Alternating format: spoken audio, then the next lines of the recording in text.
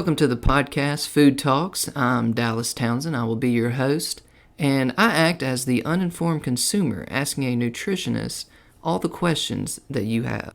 Hello, I'm Jordan Townsend. I'm our resident nutritionist here at Naturally You, and I'm here to inform the uninformed consumer, answering and helping to unpack some of your more difficult nutrition questions. Welcome back, everybody. Got another episode this week with Miss Kelcie Shack. She's going to help add a little bit more of the female side to our discussion today. Because again, I can talk about this stuff all day, but she's lived it, as the other half of our audience has as well. Because today what we're really talking about is just the female hormone system. Because as we're probably very aware, the female hormone and the male hormone system are not anything alike. And that, not surprisingly, again, shows why we act so differently a lot of the times. While women are what we would call maybe more emotional. Well, it turns out there's actually these little microscopic chemicals in their body making these things, sending these different signals. Whereas men don't have those signals being sent. So we don't feel the same way about stuff. So where we can get started here, Kelcie, is, did you want to maybe lead with anything? Yeah, so I'm happy to be back to give my perspective. So I think the main culprit to really address first, because that's every woman's question, is when it comes to our hormones and like PMS, I always experience bloating. So let's go ahead and just knock that out the window. Why do we bloat and just want to eat everything in the kitchen? It's just everything just gets amplified. I'm so emotional. I'm very irritable. And so that would be let's go ahead and just knock that door open and hit that spot dead on. So yeah, bloating is a common PMS symptom. There's a lot of them, and PMS is just premenstrual. That's usually these hormone changes happen before your actual cycle and all that stuff actually kicks in necessarily. And we're going to go through all those. I got a whole little list here of the different ones that kick in and change. But a lot of what the bloating is when you're cycling specifically, because you're getting this kind of crazy spike in hormones, foods are usually what are actually causing the bloating. The PMS itself, the changes in the hormones, the shifting in the way the cell lining and all that sheds, that's not necessarily what's causing you to bloat. What's causing you to bloat is when you get these hormone changes. One of the big hormones that changes as well is cortisol. Now, cortisol is a stress hormone. So if you're already under stress and now your body's having to change the levels of these other hormones like estrogen and progesterone, a lot of times what happens is your hormones get out, what we call out of whack, essentially. That's what I said. Everybody knows that term, out of whack. So yeah, that, and again, we like to use layman's terms here. We don't try to get too scientific, but that's what's happening. Is, remember, another interesting side of this is insulin. Our response to sugar is also a hormone. So you see how, especially for women, especially during usually that 5 to 7 day period, especially, they're on a roller coaster already. So if you're under any stress at all, and then you add all this extra hormone craziness to the mix, that's what you're feeling. That's why your appetite kind of goes crazy. More importantly, if you start eating all these foods, remember, you're already trying to make more of the other hormones. Well, now you have to make insulin. So now your body's doing, essentially, the easiest way to think of it is a juggling act. So it's already trying to manage these 3 or 4 hormones just during your normal 30-day cycle. Then you eat a bunch of sugar. So the body says, okay, well, I need to make progesterone. I need to make estrogen, but our blood sugar is getting out of control. So I've got to shift my focus short term to insulin. Same thing. Let's say you're under stress. You're planning for, God knows what, a wedding, right? A baby shower, anything like that. So your body says, well, this person's in a nervous state. We got to shift and start making more of this cortisol. So the problem with that is not that the sugar itself is the underlying problem or the stress itself. It's that you now can't do what you're supposed to be doing. You can't. We interfere with it by precisely, and that's where a little happy indulgence. No, and that's what happens. Yes, and that's why again, the bloating usually goes back more to food. It's not like Now, some PMS things, a lot of the bloating you will see sometimes that's not related to diet is fluid. Sometimes because you're changing a lot of these hormones, increases women's fluid retention. So some of your bloating is just that. Could what we would jokingly call water weight per se. So a lot of that can happen because of a PMS symptom. But I would look more to the diet. Okay. Because you're gonna start eating more things like chocolate, maybe more sugary things. The other thing is you don't feel good. A lot of PMS symptoms for women are what? Painful. Oh my gosh. Oh, Painful. to be a woman. Well, I would love for you to maybe go through more of these. I know that cramping is one that can happen. It's the weirdest thing. It's like with me personally, like some people I do know, they experience these symptoms of like bloating, backache, cramps. They can do acne. I experienced mine before my cycle. PMS, premenstrual. Yes, but that's what that means. then it stops in the midst of my cycle. So mine is really weird. So no cramping while you're actually in that little 5-7 day window. Yes, everything just stops. Like everything, like all that stuff just stops with me. Everything is before. So my body is just like going haywire before. But then when I get into it, I'm just like my normal person, and it's the weirdest thing, and I've never met anybody like me that has those type of symptoms, because normally my friends experience this in the midst of it. Well, and there's no other Kelcie Shack. That's I know, right? This is the other reason that the female condition is a lot more complicated than the male condition, because 99% of males hormones are all the same at the exact same time. Because remember, and that's what we're going to kind of shift into here, is what is really going on inside of your body every 30 days. It's actually, for lack of a better term, it's a circus. That's the easiest way to understand it. I feel sorry for my husband. I know he's like, oh my gosh. Well, he's a ringmaster, and he's in the circus. If you really want to put it. What the old joke? Women are from Venus, or men are from Mars. Yeah. There's so much more truth to that than we maybe realize. Well, what it is y'all have 3 hormones that are always basically dancing in their thing. It's the big one is estrogen, the other one is progesterone, and then weirdly enough, testosterone.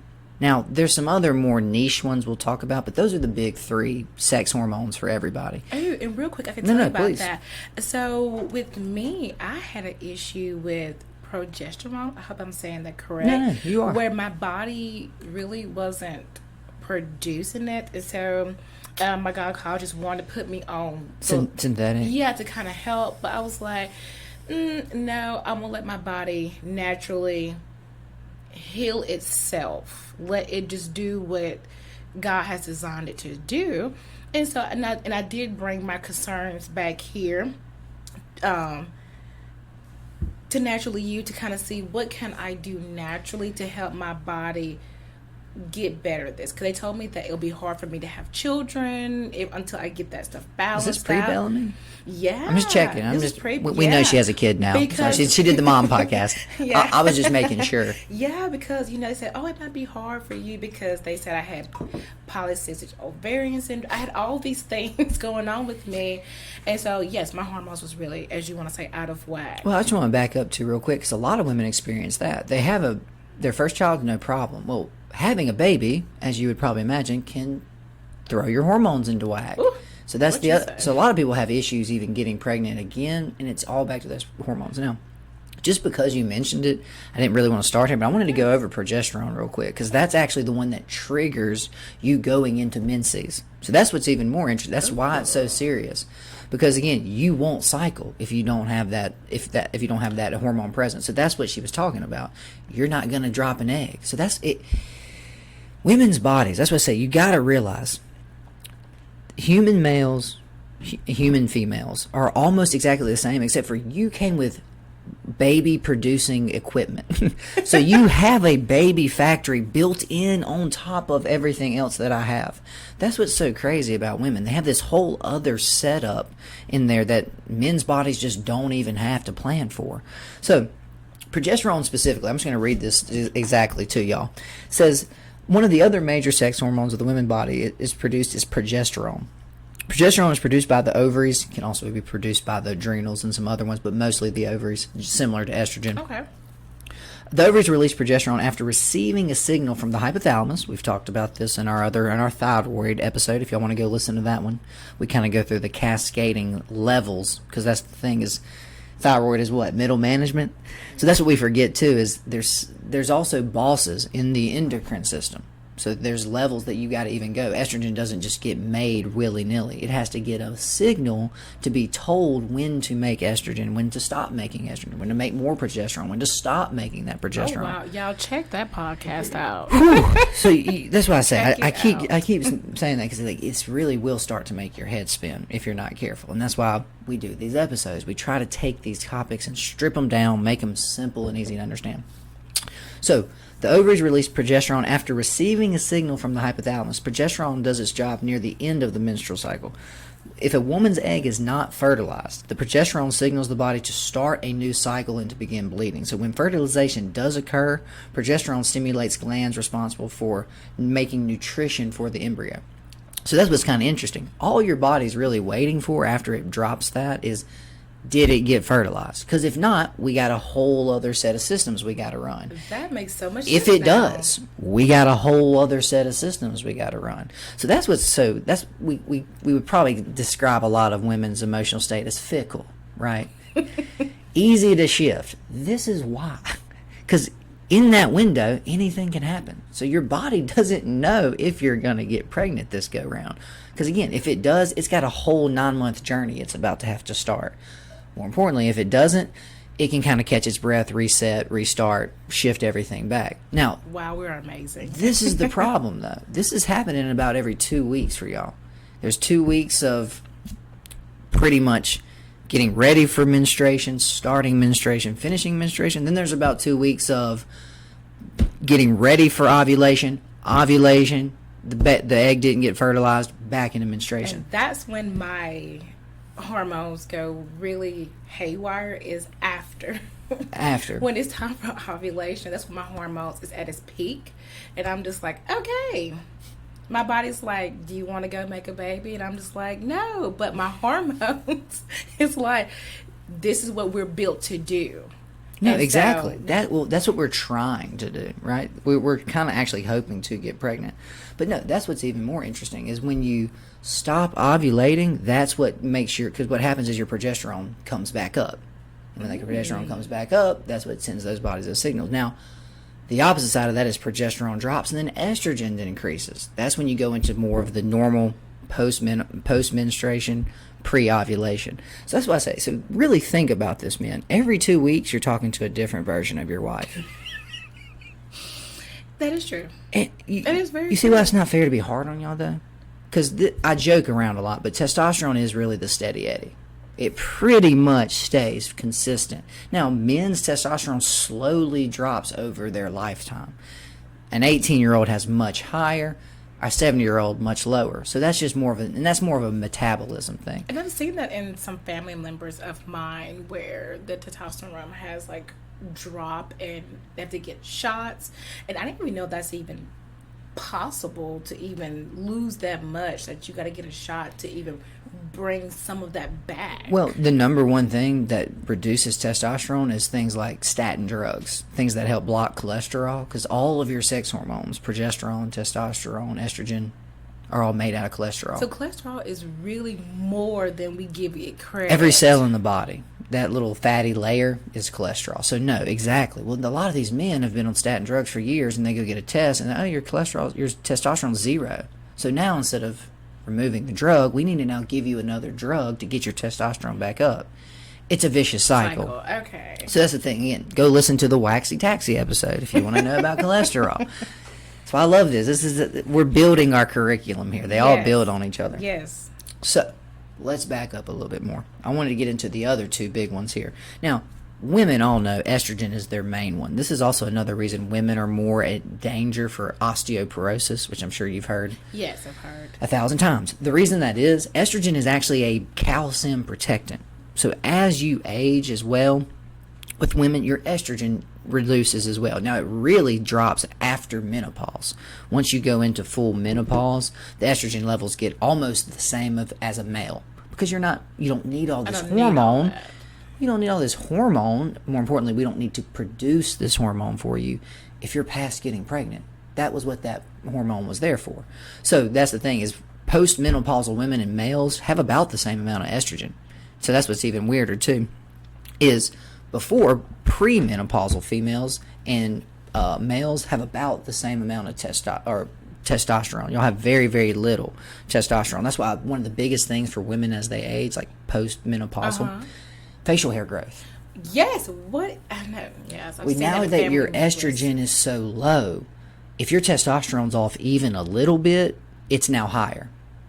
No wonder we just get all just at that time. I'm not there. No, and I meant at that time. Well, no, I mentioned that because that's a thing that a lot of women deal with. And again, another one is darker hair at all, darker hair on your arms, darker hair everywhere. That's another higher testosterone thing. Now remember, men have estrogen too. Now, just like women have some testosterone, but again, it's all about ratio. So there's estrogen in my body, but I've got a beard, so my testosterone is way more dominant. Whereas that's why I say is when those levels drop, we're talking parts per million here. So That's why all of a sudden for postmenopausal women, the facial hair, all those types of what we would call almost male symptoms start to come out because your parts per million is so delicate and it's now higher. Not very much higher, but it was not even close to higher when you were premenopausal and your estrogen was cycling back and forth, up and down, all that. And I wonder, could food still play a part going into that as well? No, for sure. Now, my thing is always, remember, if you're trying to balance hormones, you want to stay away from things that stress hormone organs. Sugar's the number one. Because if you eat something sweet, that's insulin. So that's what we forget. Now, we also live in these chronic stress worlds, right? We all sign up for 30-year mortgages. Okay, you realize that's not something humans are supposed to plan for mentally, right? What school is my kid going to go to? How am I saving enough for retirement? These are all chronic forms of stress. Cortisol gets made. This is what I'm here for, because it's crazy. Remember, the only chronic stress humans dealt with ever was hunger. You either get away from the tiger or you don't. That's very short stress. The only stress that's why cortisol does two main things. It makes you hungry, and it slows down how fast you burn fat. So that's what you get all the weight gain. Well, exactly. Now again, though, remember, when you were healthy in your 30s, you can make insulin, you can make cortisol, you can make your estrogen, your progesterone. Those are easy. When you're 50, when you're 60, when you're 70, and you're still stressed, and that estrogen has crashed, now you're kind of in a tough spot. Because now your body is having to prioritize things a lot more aggressively, for lack of a better term. If you eat any sugar, it's got to make insulin. So it's got to stop all that other hormone production. And that's when the foods and things kind of come in, like you were saying. It's not that they're the problem, but they exasperate the system that's trying to control these other processes. Because like I said, there's only one hormone system. There's only one endocrine system. There's 8 organs all playing a role in it. That's a lot. And so could that also, is it more my hormones make it like the lower back to hurt, or is it more of the foods that I'm contributing to it to make all this lower back is usually more the cramping stuff. So that's usually more those muscles involved in, because think about where they're at. Your ovaries and your uterus, and then feel your lower back. Okay, yeah. Okay, there. That's the same backyard. So a lot of that can be inflammation from the organs. The uterus and stuff will inflame, they'll expand, they'll do all the types of stuff. Because remember, you're increasing blood flow to that area. So a lot of that is just what we would call inflammation, but it's not inflammation like we would think is like I hurt myself. No. There's increased activity in those areas. So that's a lot of what you're feeling, is that expansion and swelling is just increased blood flow to that area. I never knew that. I just thought it was just part of what happened, but I didn't know that it's caused by organs doing its job during this cycle. Well, we kind of forget about it, but how does your microwave work, Kelcie? It has to be plugged in, right? Yes. Well, that means electricity is flowing from the grid through the power lines to your house. Well, how do you make your ovaries do their job? What's the electricity? Blood. Blood is the energy. Blood has oxygen. Blood has other chemical signals, has other hormones in it. So that's the thing. When those things need to work, that's why inflammation is not a bad thing. Like I said, if I hurt myself, I want my shin to swell up so that all of the nutrients to repair that shin can come to that area. So it's not a bad thing. And so, people make it seem like it's a bad thing, but actually it's protecting and healing itself. It's normal. Oh, okay. So acute inflammation is fine. Chronic inflammation becomes a problem. Chronic inflammation is, I've stayed inflamed for 2 weeks and you don't have anything in your diet that I can use to heal this knee. That's the problem. Wow. See how weird it is? It is so weird. We see how we look at something as innately bad, like cholesterol we just talked about. Yes, everybody thinks inflammation it's we bad. just talked about. Well, why are you inflamed? Are you inflamed because you're eating a bunch of junky food and your gut's staying inflamed? Well, yeah, that's a totally different than, like I just said, I cut myself or I fell and I have a bruise.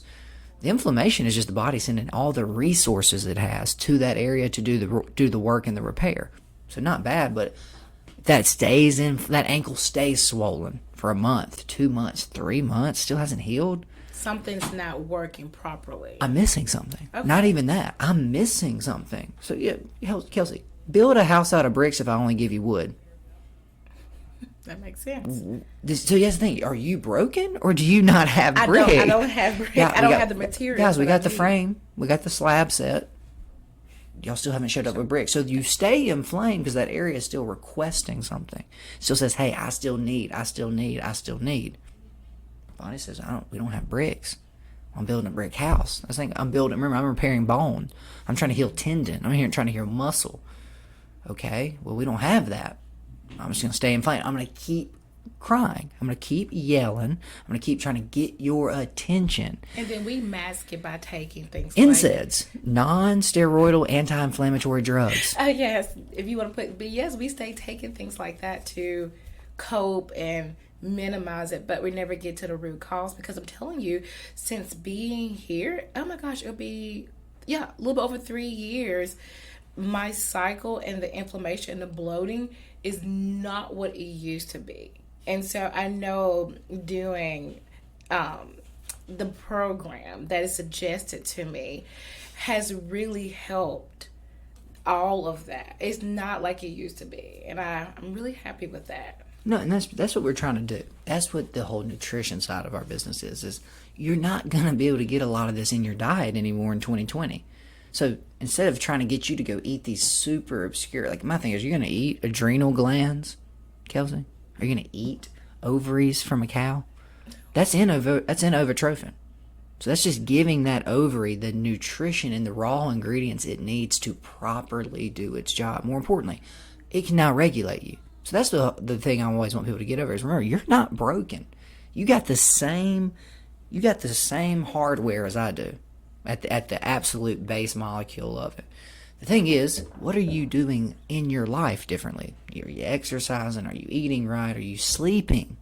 We forget, what is sleep? That's repair mode. So we're getting a little far away here. So I want to shift back more into this because, again, this is what's tough about these podcasts is they're all connected. Yes. They're all the same. I'm sitting here like they're all the same thing. Downloading all this information because I'm like, I don't realize what is all going on with my body. And you get these talks back in junior high, about what's going on with your body as a female. You get these videos. And let's be honest. And I'm like, I'm a child. I don't know. The worst time to try to explain it because you're just trying to be cool at school. You're just trying to get friends. You just want people to like you. Then this comes up. You like a boy, and then exactly. You're not trying to think like, what is my body really doing? So that's why that's why I always joke because at 28, I wish I could go back to school and just learn the stuff that I wanted to learn because I'm interested now. I'm curious now.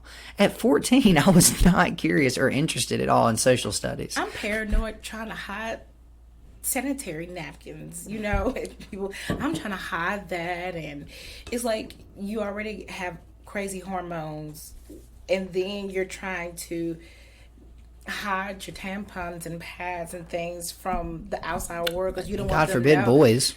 I've had a bad incident with that. See, I really have. We don't even have to go there. It was traumatizing, but mentally stressed on top of the stress my body was going through as a child. Oh my gosh. Now I can talk to Bellamy when she gets to that thing. Okay, let's talk about this. I know what you're going working through. When you just said it, what were you more than anything? Stressed. I was stressed. Remember what we just talked about with stress? More importantly, how you eating at 14? Oh my gosh. Hot Cheetos, Mountain Dew, cookies. One of those pizzas from the gas station was my jam. I ate nachos for lunch. I get sweet tarts on the way home. So you see why we're having all these issues now, especially with younger girls. A lot of younger girls are having all kinds of these like issues that we would have said, okay, we didn't really see this until like our 30s. Now we're having 16-year-olds that are having irregular cycles. Okay, and wait, you're already developed. Like I've. Well, there's two sides of the coin. There's early puberty, and then there's late puberty. But then again, a lot of these girls, again, they start their cycle regularly. Well, all of a sudden, they're getting like wild swings where they'll go 3 months without a period. Okay, wait, how stressed is your body that it can't even get your 3 simple hormones in order? How much sugar are you eating? So when the body stops doing how much sugar are you eating? The body is completely stressed that it shuts down what it's supposed to be doing. Well, you're an acute machine. And that's what I always get back to is your body responds to what you do. So you eat a bunch of sugar and your blood sugar goes up. Body makes insulin to bring your blood sugar down. You're a computer. If this, then that. If not this, then not that. So that is amazing. It's just turning on switches. So yeah, there you go. A lot of these crazy hormones issues we're having, what are you doing to your body? Because remember, it can only respond to what happens. Like I said, that's why it goes to get back to if you cut yourself. Body stops everything. Look, there's a hole in the wall. We got to repair that. So I wanted to walk through some of the hormones that are all playing a role because it's way more than estrogen and progesterone and testosterone. Those are the big 3. Those are the ones you really need to know. But it all starts with a thing called GnRH. That's gonadotrophin releasing hormone. So we call gonads. That's actually that's the same organ in both of us. It turns into ovaries for you. Gonads in men are testes. Those are our two major sex hormones or sex organs in the body. Because remember, adrenals can make it, pancreas doesn't, other organs make all this different stuff. But really, the testes, that's why it's testosterone. Crazy, right? Yeah. Super easy how they name that one. Oh, I don't know where ovaries came from. I don't either. That's what I said. But estrogen. But they also make, as we're about to see, a lot of them. So this GnRH, this gonad stimulating hormone, what this does is it comes from the pituitary gland. So remember, that's where this all starts. And she's like what the princess people call her. Well, Which one's the 2 big ones are CEO and president. That's what you say. You say president, princess. I say president.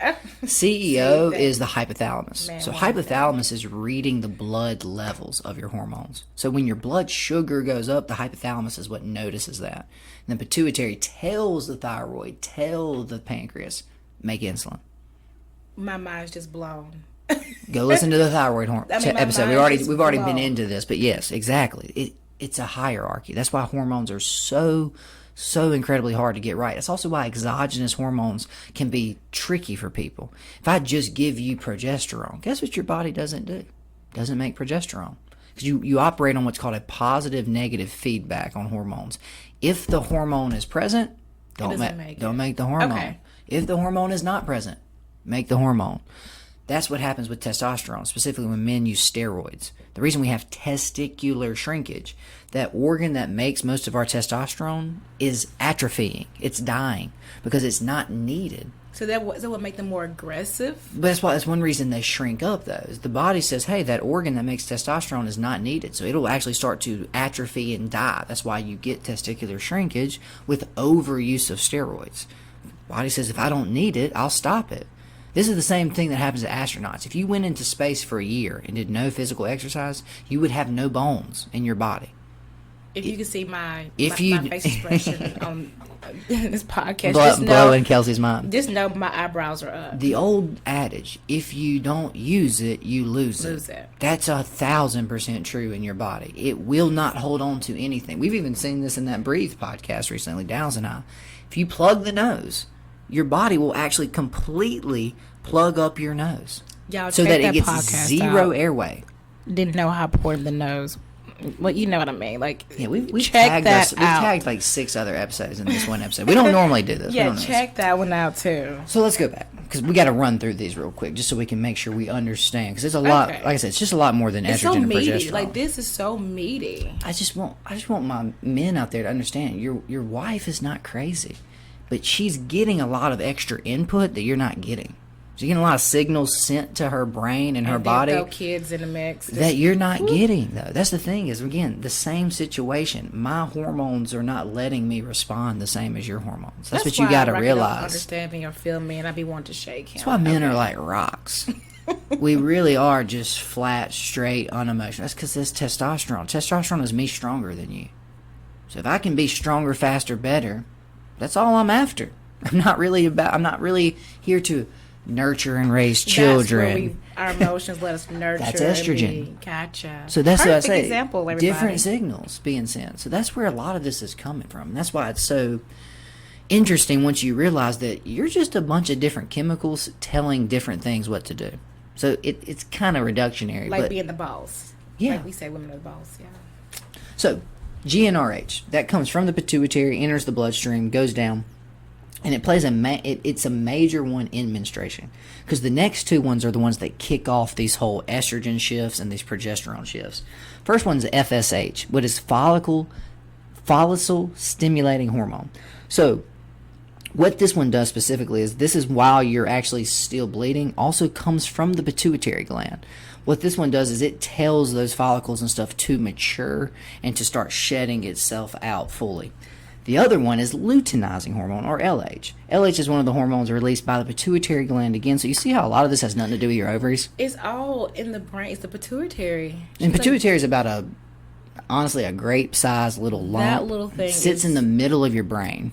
So it's not the brain. That's where it's kind of interesting. It's a gland. Okay. Similar to the thyroid, but a little bit tinier, about half the size.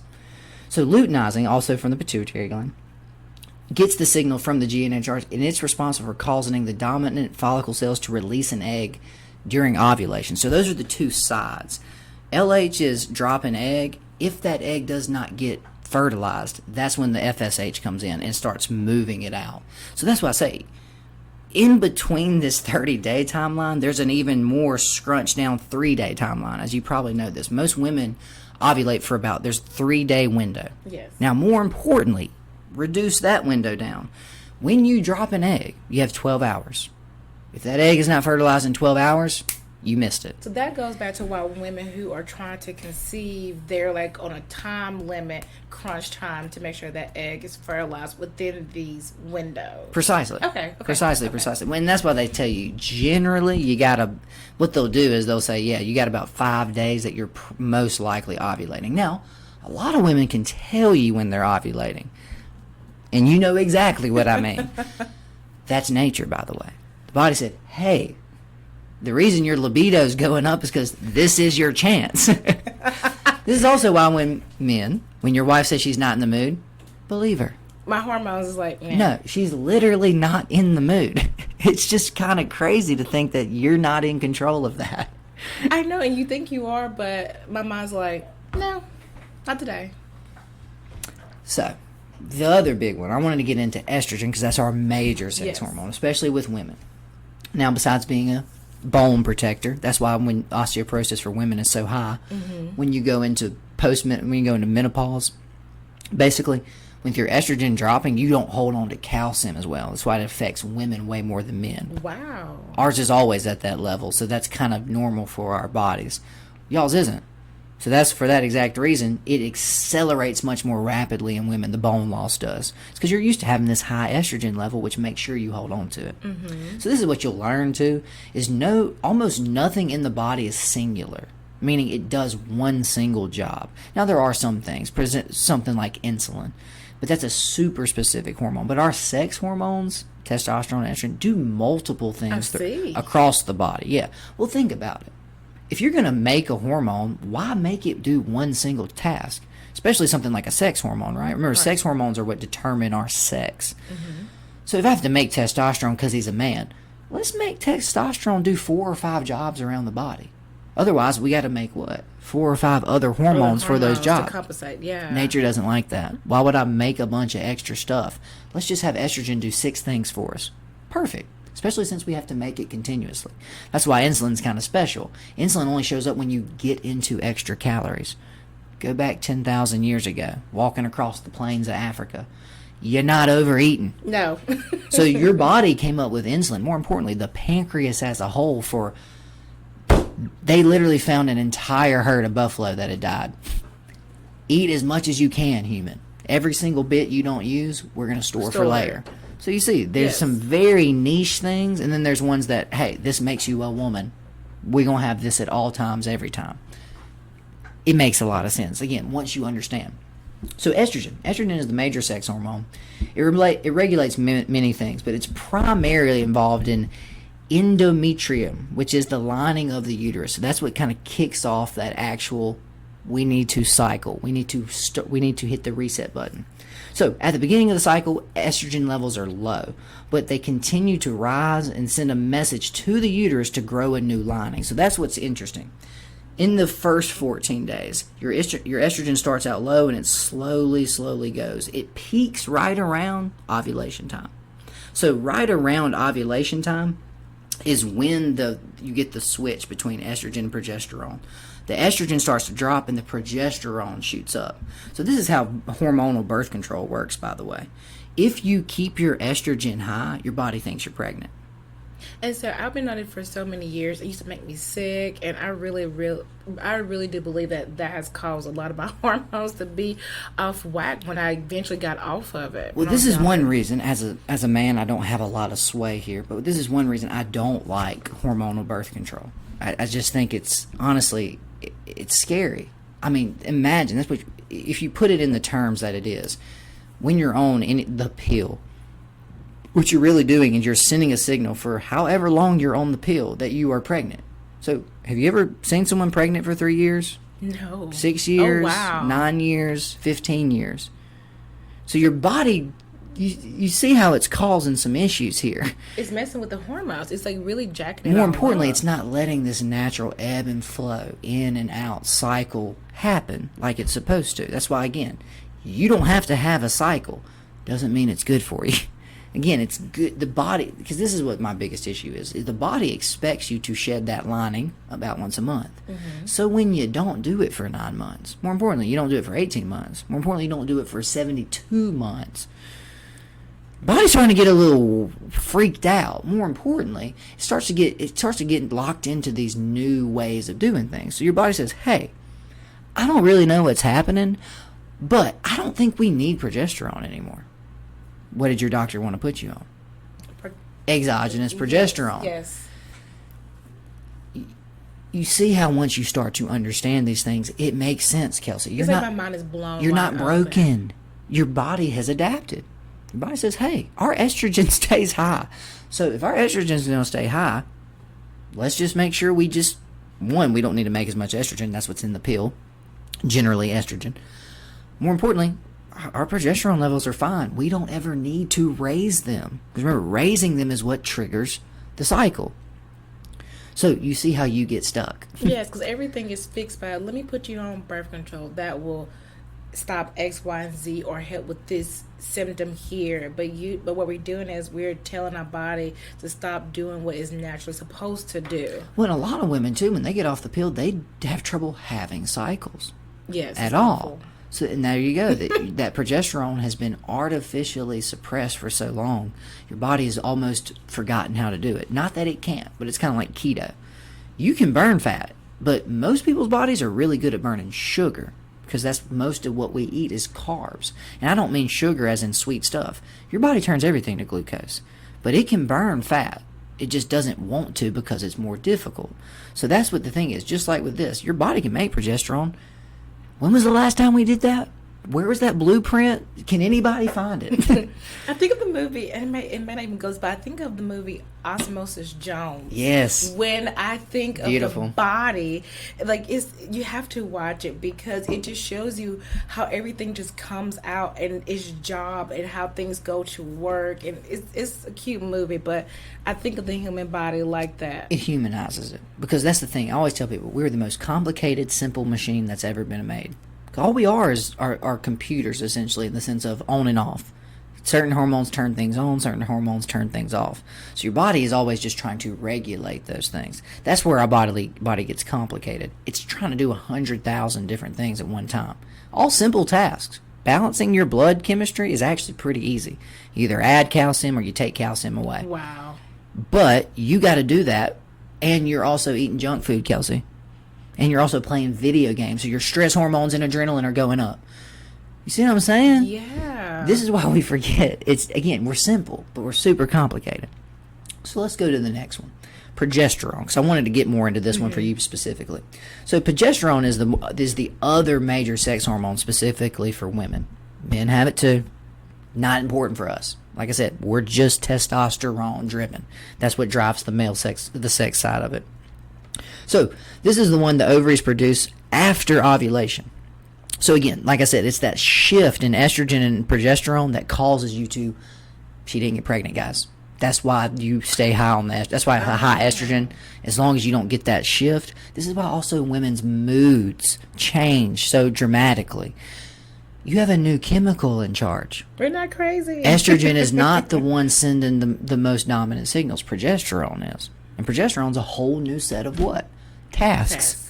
So again, you just shifted operating systems. So we may get pregnant and have a baby and have to build a human for 9 months to nothing happened. Now you're in abort mode. Abort mode is clean this up, take care of this, reset everything. It's basically like an open house, it's like right? Clean the house. It's like an open house. Wow. Hey, clean everything up, reset it up, new family coming in. That is the best way to explain that. Like, so simple. This happens every 2 weeks, Kelcie. That's a lot. That's insane. As in, ask Rocky last time his testosterone dipped. His eyebrows gonna go up and be like, I've pretty much felt like this since 18. Y'all aren't crazy. That's what I'm saying. If working at Naturally You has done anything for me, I'm very sympathetic to the female condition. There's a lot going on behind the scenes. That's what I've learned. And again, that's why women are also always way more quick to go get help, whereas men are not. Testosterone doesn't let you ask for help. I remember, I'm the alpha male. I'm the strongest. Whereas women go, I don't feel right.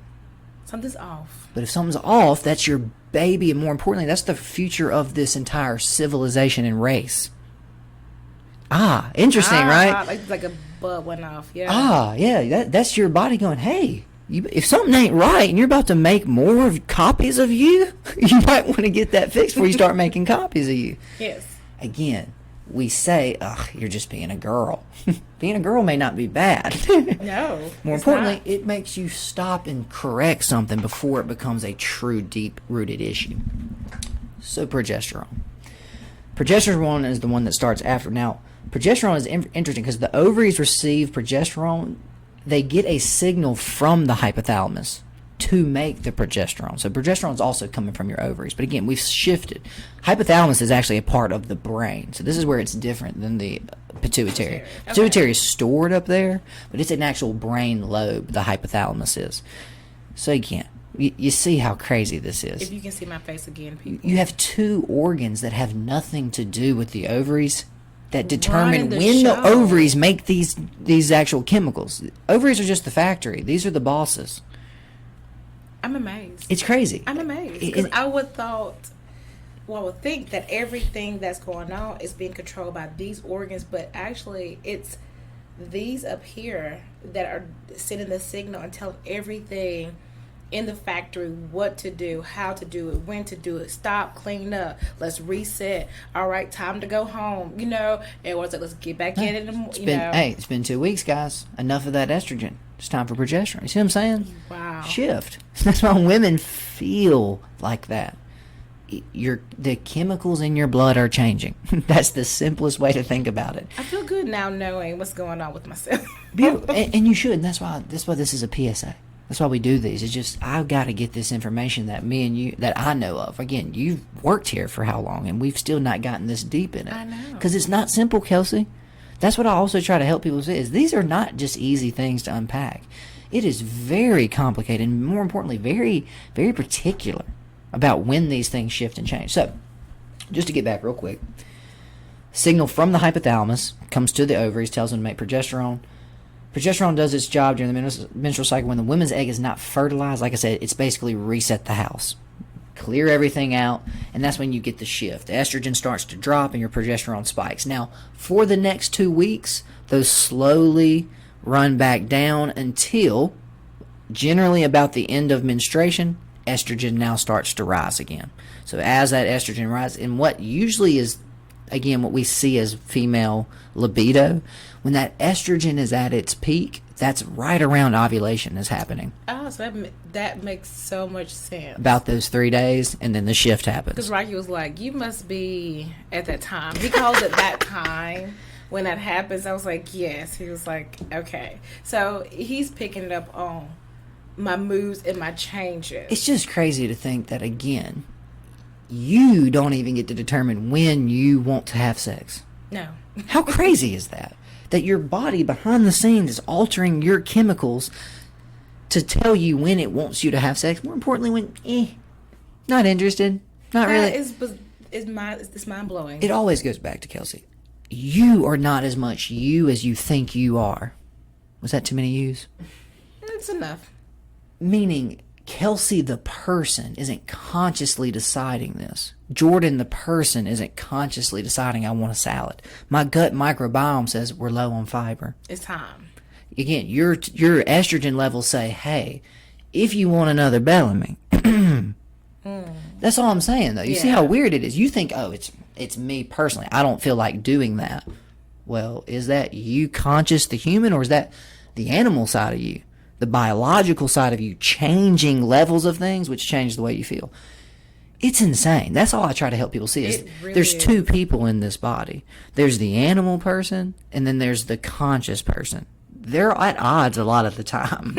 Yes. Again, because remember, your biology part just wants more of you. I want you to find food and breed. Not trying to be too simplistic here, but that's really all this is about. The conscious part is, well, I want to get married, I want to fall in love, I want to raise a family, I want to travel.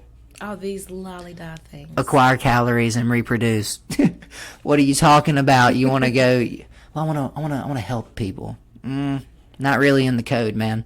So that's what's weird. Humans are the only animal that have this duality in them. They go against each other. Think about a deer, right? Deer doesn't think about why it's doing anything that it's doing. It's just being the deer. I woke up hungry. I'm going to go eat. More importantly, I'm pregnant. I'm going to have this baby. Yeah. That's it. So the last one I want to talk about is testosterone.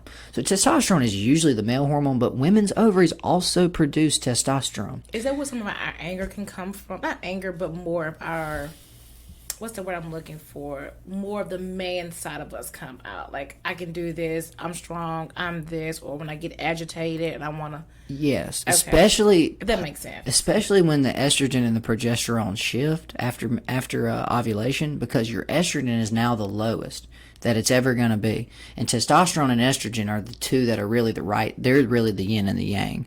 Men don't have a lot of progesterone coming in and playing those types of roles. It's there, but it's not. So when your estrogen does get that low, a little bit of an increase in testosterone is noticeable. Whereas when your estrogen's sky high, you could double that testosterone and it's still not even close. Remember, this is all ratios.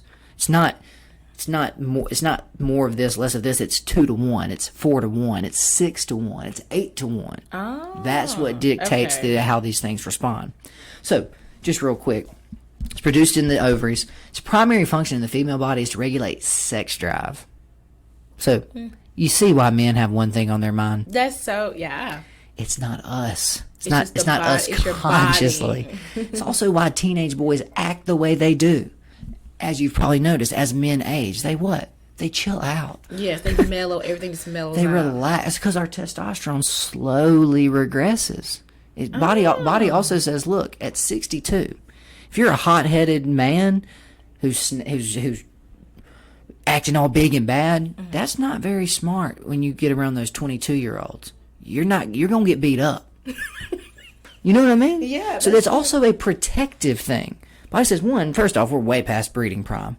So let's slow all this breeding Rocky stuff loves down. his couch, and I was like, "Yeah, you're losing your prime. Like in It's that just couch, chilling us out. So hey, man, look, you're not 14 anymore. You're not 22 anymore.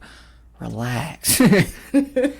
So that's all it is. Is as that hormone drops, all of that stuff drops too. That aggression, that drive, all that stuff.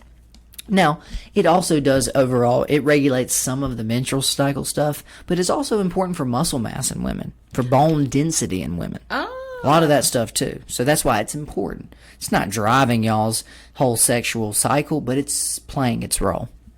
Now, the real interesting one for all of this is not really how they work together. We've kind of talked about how that they stimulate each other, they shoot up, they shoot down, all that. The real one I wanted to talk about was more of the hormone balance, because a lot of these are kind of interesting, and I wanted to focus on one that you specifically mentioned, which was PCOS. So PCOS is one of the chronic conditions that can result from this. And what it is more than anything, a lot of these are all related to three big things: diabetes, thyroid issues, eating disorders, stress, and then tumors. Those are the 5 big things. Now, what were the 2 I talked to you about earlier? Oh, we talked about a lot of things. Stress and sugar. Those are 2 of them right there that are causing this crazy hormone thing to go on. Because remember, I can only make the hormones the body needs. And if she's starving to death, making sure her menstrual cycles are working perfectly is not important. That's what typically cortisol was indicating. High cortisol meant hungry. More importantly, meant hungry for a long time. So, all right, look, we ain't got to worry about her getting pregnant. She can't even eat. She can't even find food for herself, much less a baby. So this is why it gets weird. Now, I wanted to focus in on PCOS because they had a very interesting example of that. It's the most common example of hormone imbalance in women. A lot of women have this issue, yeah. It used to be 30 and over, right? You know it's shifting into between 14 and 25. That's the big range we're seeing now. I had it when I found out when I was younger. Now, they're not going to say this, but Jordan's going to say this. PCOS is actually a form of prediabetes. What causes a lot of those cysts to start forming on the ovaries is too much sugar. And I used to have issues until I cleaned up my lifestyle with cysts on my ovaries. I've always had cysts on my ovaries, and plus my family are diabetics too. I'm the only one who is not a diabetic. Yeah, and that's the thing. That's not 100% that's it. I'm just saying from what I've read and seen and learned, when you have that high blood sugar over time, it causes those issues on the ovaries because the body has to shift. It says, look, you're trying to go through puberty, right? Well, I can't make the estrogen you need so you develop properly because I'm trying to make insulin because you won't stop eating sugar long enough to let me get your hormones in order. Crazy, right? We're literally doing this to ourselves. So I thought you would find this interesting. Main thing with PCOS, women who suffer from PCOS have high levels of male hormones called androgens. Testosterone is the most common, but women produce small amounts of testosterone in their bodies. But those with PCOS have more male hormones than usual. Higher androgen levels can prevent ovulation, spotty periods, not cycling. More importantly, without ovulation, the follicles don't rupture and start to produce progesterone, causing the entire menstrual cycle to break down. So you see how crazy this is. It's not you, Kelcie. It's, 1, the stresses you're causing your body. 2, the hormones aren't even being allowed to do what they're supposed to be doing. All because you broke. Again, this is why hormones are tricky. It's a cascade. If you break any part of a 7-part cycle doesn't finish. So that's the thing. You could have 1 through 6 down pat, but 6 hits a wall. The other side of it is you may not even be starting number 1. So the other whole 6 might work perfectly fine. But if you don't start it, it's not going to start doing its thing. That makes so much sense.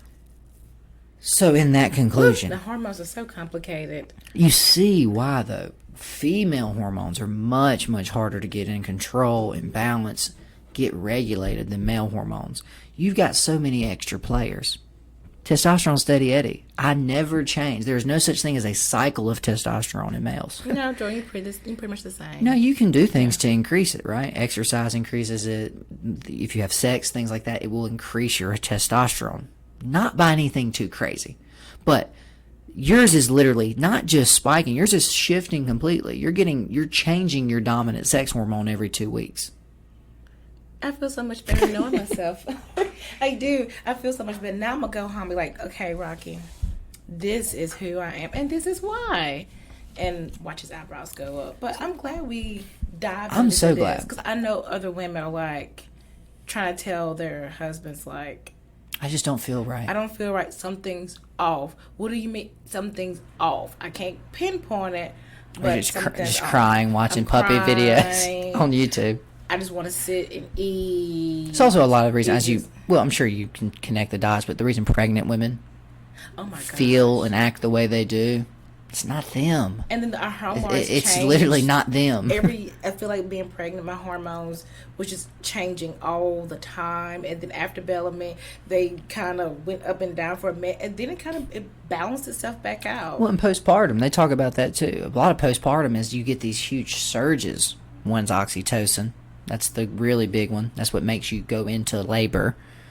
Maybe kind of a big deal, right? I know, because you actually, Pitocin is women who knows this, if you nurse, it actually starts like you're having your period, and it contracts everything back. Pulls the uterus back up. It was the weird. I was like, something's wrong. Something's wrong. He's like, no, it's normal. Well, another thing is too is when they set especially when you breastfeed too. He's like, do you want a little oxytocin hit right now, Kelcie, during this podcast? Give me your hand. The hug hormone. So when you touch a human, you get your brain starts releasing oxytocin. That's why hugs feel good. More importantly, you ever had a hug from like an old grandma or honestly like a little kid, like a little sweet 7-year-old just comes and gives you a hug. I love Bellamy's hugs. Like, why do I just feel better? It's the whole world. Oxytocin. Well, remember, we're social creatures, and we kind of take that wrong way. Meaning we think that we have to socialize. No. Feel-good chemicals get released when you get into a group.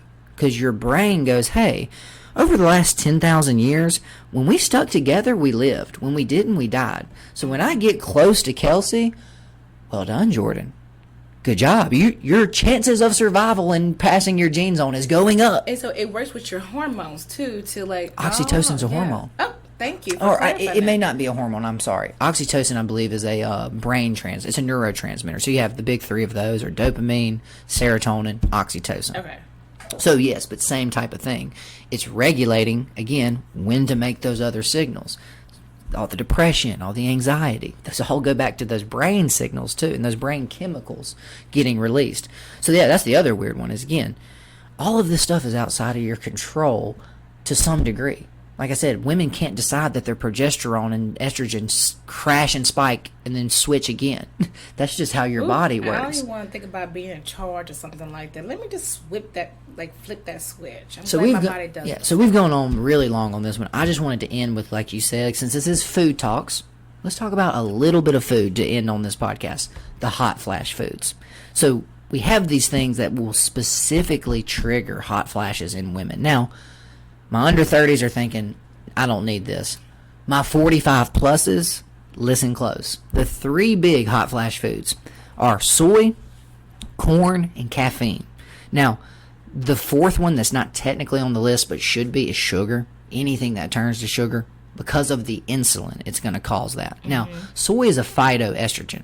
That's why it's a hot flash food, meaning if you looked at soy under a microscope, it looks structurally on the molecule scale like estrogen does. Now, the problem with that is it can throw your hormones into balance because you're eating an outside source of what your body perceives as estrogen. So that's why soy is one of the hot flash foods. The second one is caffeine. Now, caffeine specifically, one of the things it does, it stimulates the adrenals. Another what? Hormone organ. Another reason it's a hot flash food. Not because of caffeine itself, but it gets into that hormone system, shifting your balance. The third one is corn. Now, corn is one I cannot explain. Now, other than it being a simple grain and turning to sugar, that's the obvious. But there's something about corn, not 100% sure what it is, that seems to trigger hot flashes more than even rice, wheat, or other simple carbs or sugars do. So those are your big 3. If you're having hot flashes, look at your foods. Those are the things I would take out or reduce dramatically first and see if you can't just get some relief that way. Because again, ultimately I would want to get nutrition and all that too. But first and foremost is remove the issue, right? Remove the thing causing the problem. See if your body can't regulate itself on its own. It was so funny. I was actually telling one of my cousins who is going through this change, and she was talking about popcorn. I was like, ooh, you might want to kind of take it easy on that. Interesting, isn't it? Really? What? I love it. I was like, okay, that makes so much sense. So, yeah. You're supposed to like popcorn, by the way. That's what I tell all the people. Yeah, that makes so much sense. But thank you for like opening up my eyes to see what is going on. No, gladly. I And no, really thank you enjoyed for this. joining us, because I love having the other side of this. Like I said, I can talk about this all the time. I will never know what that feels like. So that's what's interesting, is just to get the But actual put a praise hand that you don't. get that actual real world physical view on it. So no, thank you, Kelcie. Thank y'all all for listening. We appreciate y'all. Again, if there's any other topics or anything specific you maybe want us to discuss, please comment on our Facebook. Like, subscribe to the podcast, but otherwise, we appreciate y'all, and we'll see y'all next time.